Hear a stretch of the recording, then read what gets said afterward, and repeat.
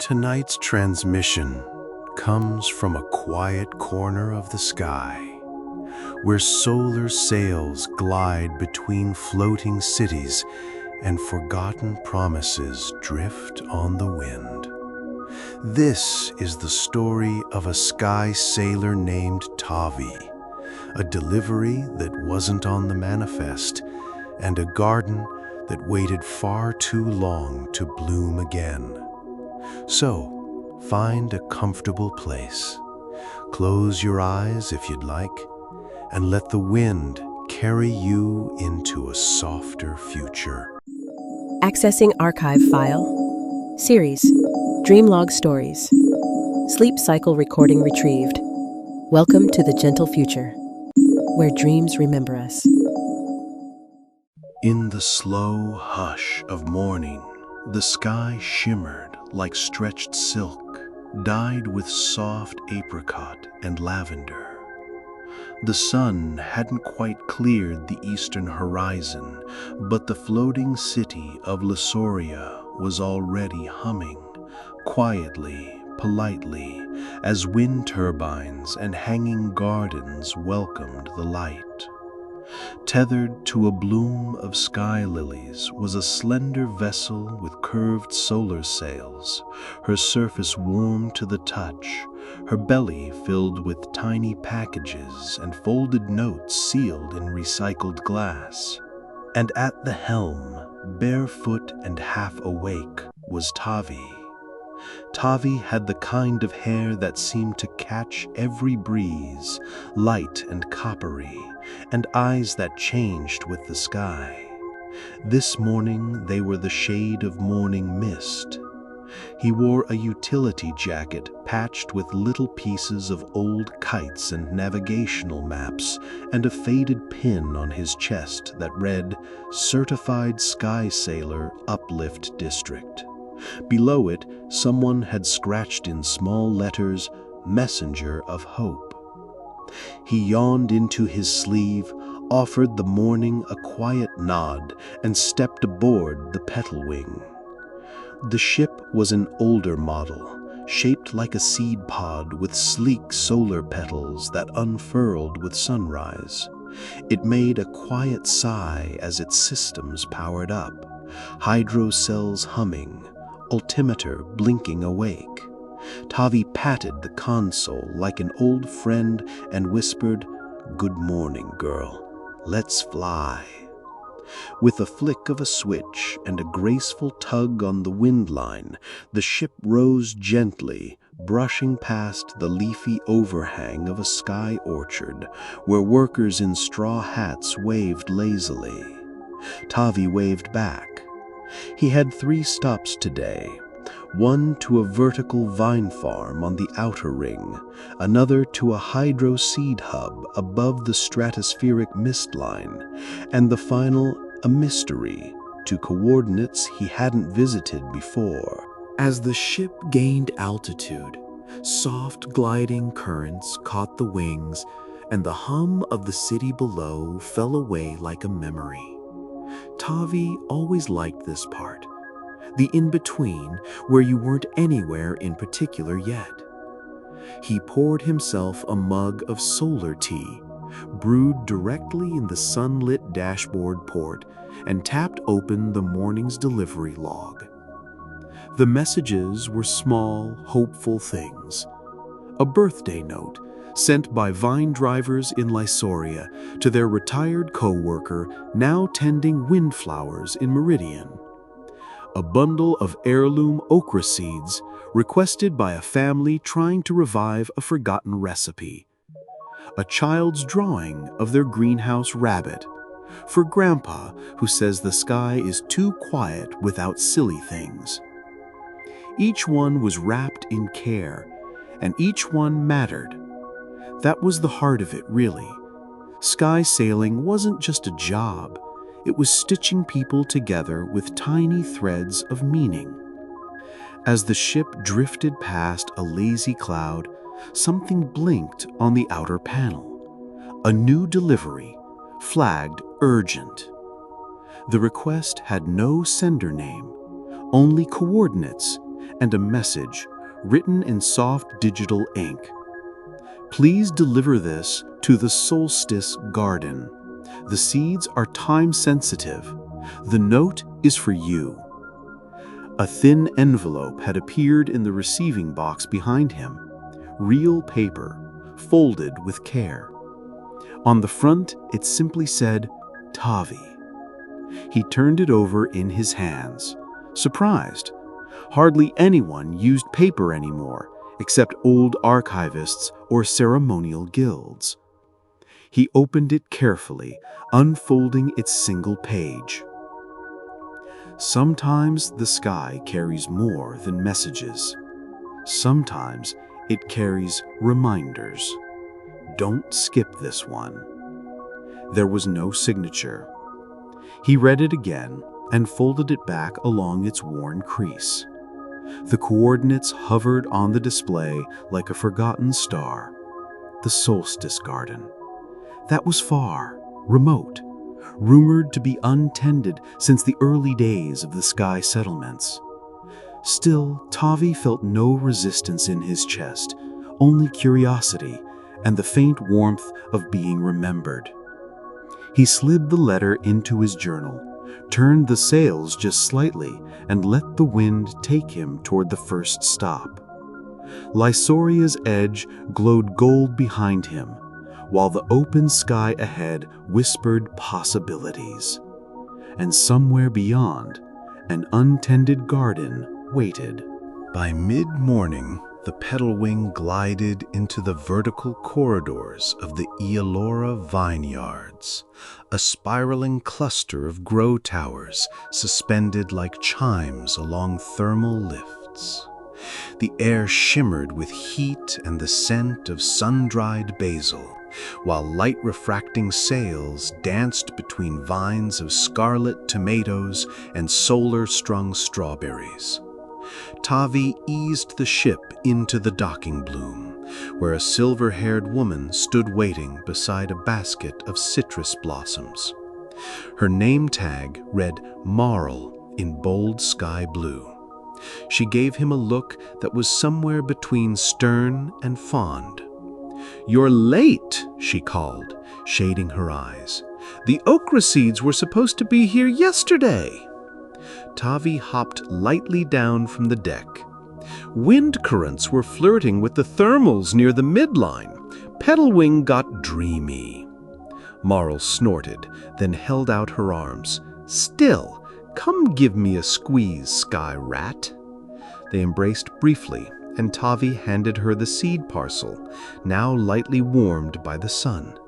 She cradled it like something precious. "These are for Noria. She's starting her own vertical spiral in Meridian. Named it after her grandmother." Tavi smiled. "You think she'll be any good at it?" "She'll learn. It's in her blood. And she has your silly birthday message, too." At that, Tavi reached into his satchel and produced the handwritten note, folded origami style into a sprouting flower. Marl laughed and touched his shoulder. "You still fold them like the old guild flyers," she said softly. "Makes them feel like they'll take root before they're even opened." "I think they do, in little ways." He lingered only briefly before sailing off again. The sky had shifted toward late morning gold, and now the thermals lifted more eagerly. The next stop, high above the stratospheric mist line, would take time. He adjusted the sail tension, tuned the guidance pedals, and climbed steadily through blue, then indigo, then a white so thin it hummed. The second hub floated alone like a lily pad in the clouds. It was smaller than he remembered, an old-fashioned hydro seed station surrounded by translucent domes.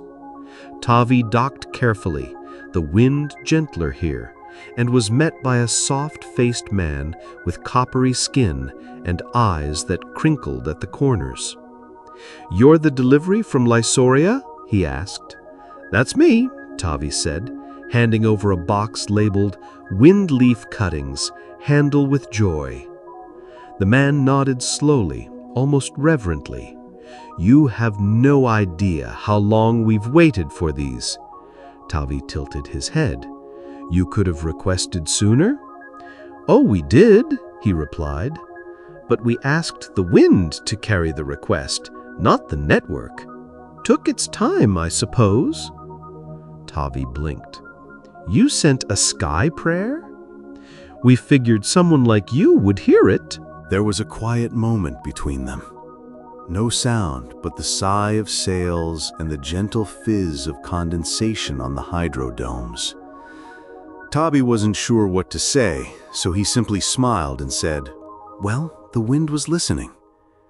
The man's expression didn't change, but he gave a small nod. Of course it was.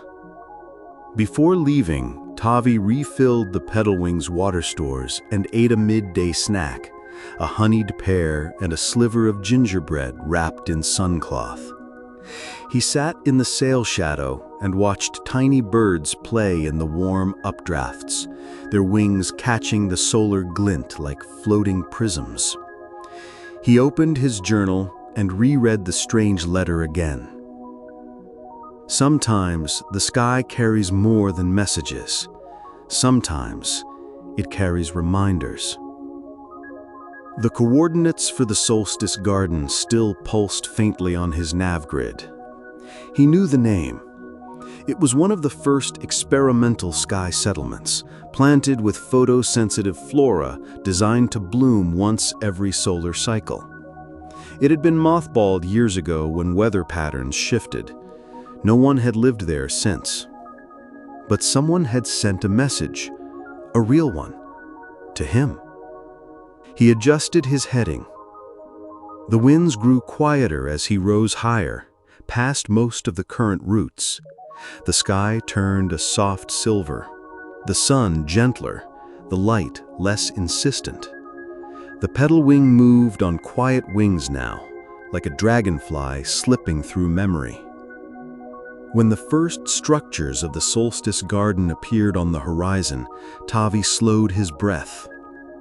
Floating above a gauzy layer of cloud was a wide, circular ring of suspended platforms, each one overgrown with plants, hibiscus the size of hammocks, blue leaf vines coiling through broken trellises, sunflowers taller than most silos.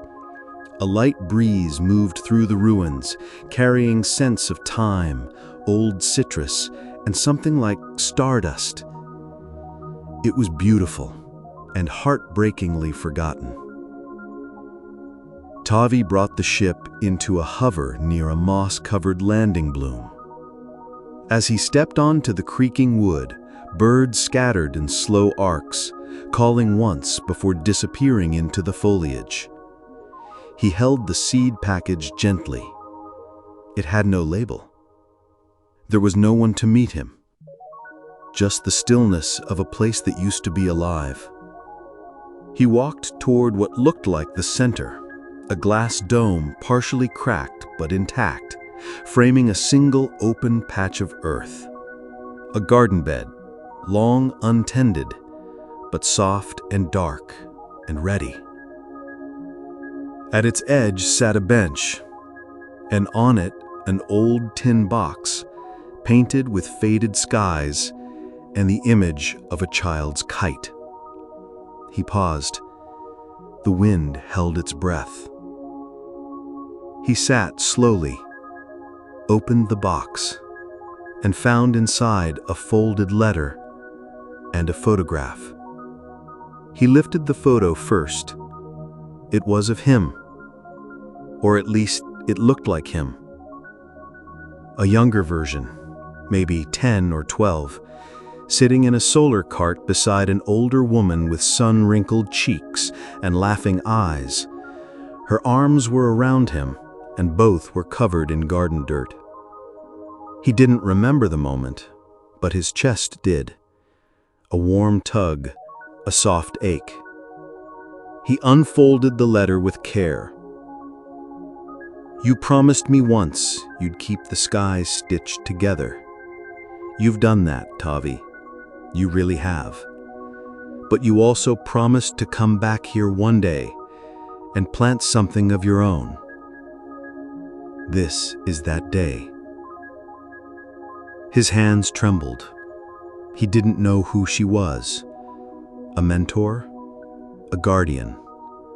A memory pressed into paper? But the earth was waiting. So he knelt, opened the unmarked seed pouch, and began to plant. The seeds were strange, small, iridescent spheres with fine feathered ridges like tiny comet tails. They shimmered when touched, not brightly, but with a memory of light. Tavi pressed them into the soil gently, his hands moving without needing instructions. The air felt warm here, charged with quiet purpose. He had planted 12 when the ground gave a faint sigh, not from beneath, but from around, like the entire platform had exhaled. A slow tone rang out from the nearby dome wall, then another, fainter, like wind chimes remembering a song. Vines above shifted, sunlight filtered through the cracks in the dome in long, angled rays that touched the bed where he knelt. And then something bloomed. From each spot where he'd pressed the seeds, a soft green sprout unfurled, not quickly, but steadily, confidently, as if time were thinner here, like silk held to light. The plants grew taller than they should have in moments, forming slender stalks tipped with pale gold blossoms shaped like open hands. Tavi stood, breath caught somewhere between wonder and disbelief. As the flowers opened fully, tiny sparks leapt from their centers, drifting upward like bioluminescent dandelion fluff lifting into the dome's air. Each spark hovered, then flickered softly, and began to form images, memories, holograms made of light and pollen and wind. In the first, a group of children danced between garden beds, wearing leaf crowns and laughing. In another, a woman knelt beside a boy who looked very much like Tavi, holding his fingers in hers as they pressed a seed into the soil. Another showed a sky sailor's vessel, an early model, boxier than Petal Wing, adorned with hand-painted sails, gliding above a sunrise field while music echoed in the background. And then, one by one, the sparks dissipated, until only one remained. This one lingered in front of Tavi, pulsing softly. As he reached out, it shimmered into a new image. The woman from the photograph stood in the very same spot where he stood now, older, smiling, a little tired. Her voice came not as sound, but as feeling, humming into his bones. "You were always meant to carry more than deliveries, my boy. You carry the heart of it, the joy, the light, the remembering. But you needed to see it, to feel it bloom again." Tavi blinked. His eyes were damp. He had flown between so many cities, scattered so many hopeful notes, but he had never come back to this root, this place, this promise. He had once told her he'd bring joy to the sky. And somehow, through thousands of quiet miles, he had. The projection faded gently, like dew vanishing into morning. Then, slowly, the platform beneath him shifted, a mechanical click beneath vines. Lights came on along the old garden's perimeter, solar petals unfurling from half-forgotten stations. Fountains began to trickle again. Bees emerged from hibernation domes, wings rustling like whispered pages. The Solstice Garden was waking up. And at the center, the new blooms he had planted pulsed with light. Their pollen spiraled upward into the sky, releasing new seeds, airborne, self-guided, spinning on breezes toward other floating settlements. A quiet distribution. A final delivery. Tavi sank onto the bench once more, watching as his own message drifted upward, not written in ink or folded paper, but in life. The pedal wing waited nearby, sails half furled, basking in the gentle brilliance of the reawakening garden. For once, Tavi didn't feel the rush to move. He closed his eyes, let the wind pass through him, let the sky remember him. Let this be enough. The Solstice Garden remained still for a while after its awakening, as if stretching beneath the sun after a long sleep.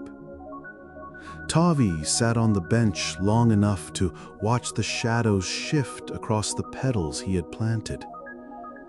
He felt no urgency to leave. For once, the sky wasn't calling him forward.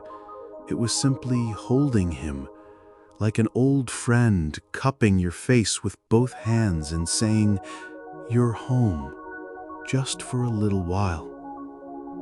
He eventually rose, walking the perimeter slowly, eyes tracing the patterns of light and vine.